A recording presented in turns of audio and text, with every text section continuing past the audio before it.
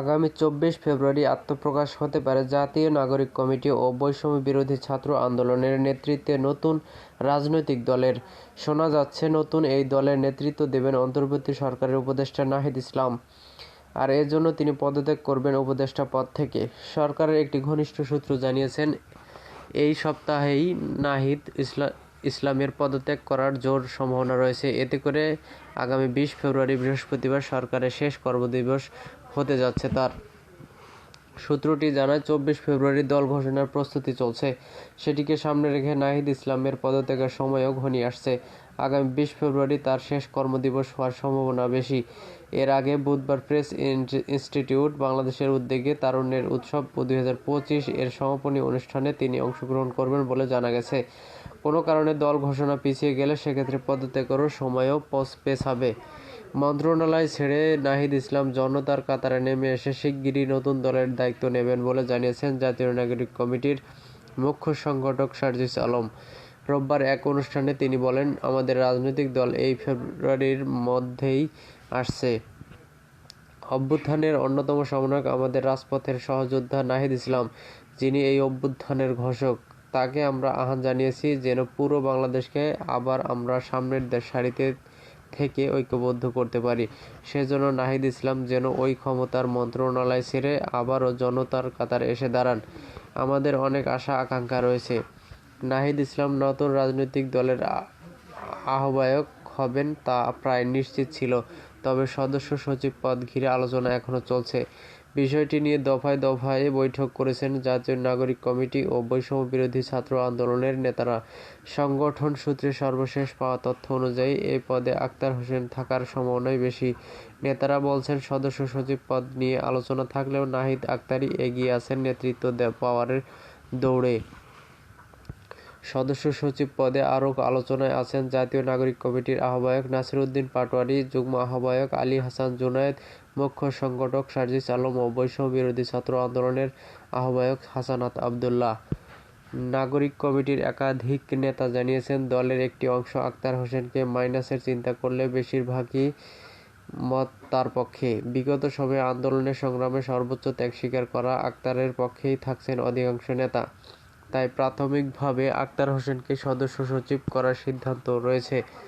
এর আগে গত শনিবার থেকে সদস্য সচিব পদ নিয়ে নিজেদের মধ্যে দ্বন্দ্বে জড়ান নাগরিক কমিটির নেতারা।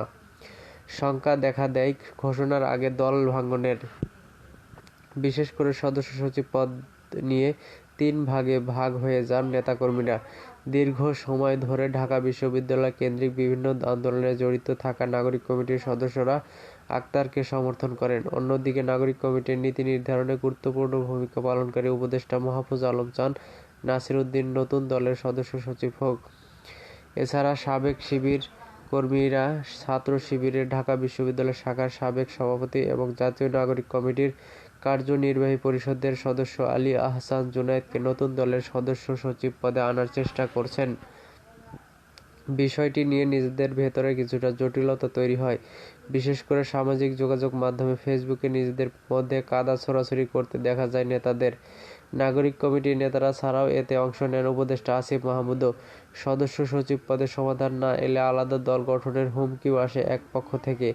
এমন অবস্থার মধ্যে সর্বশেষ রোববার বৈঠকে বসেন সংগঠন দুটির নীতি নির্ধারণী পর্যায়ের নেতারা। বৈঠকে আলোচনার মাধ্যমে আক্তার হোসেনকে সদস্য সচিব করার ব্যাপারে প্রাথমিকভাবে নীতিগত সিদ্ধান্ত হয় বলে জানা গেছে। এছাড়া চূড়ান্তভাবে সিদ্ধান্ত নিতে গতকাল সোমবারও নিজেদের মধ্যে আলোচনা অব্যাহত রেখেছেন নেতারা। নতুন দলের ঘোষণার স্থান হিসেবে শহীদ মিনারকে বেছে নিয়েছেন নাগরিক কমিটির নেতারা। জুলাই গণঅভ্যুত্থান একদফা ঘোষণা হয়েছিল এই শহীদ মিনার থেকেই। এরপর রাষ্ট্র বিনির্মাণে 5 দফা ঘোষণা করা হয় এই স্থান থেকে। ফলে নতুন দল আত্মপ্রকাশের জন্য এই স্থানকে বেছে নেওয়া হচ্ছে। যদিও বিকল্প হিসেবে জাতীয় সংসদের সামনে মানিক মিয়া অ্যাভিনিউয়ে আলোচনা রয়েছে। Maybe an image of the text the says, আপনারা চোখে নতুন বাংলাদেশ ছাত্র তরুণদের নেতৃত্বে নতুন রাজনৈতিক দল গঠন সপ্তাহ কর্মসূচি বিষয়ক জনমত জরিপ।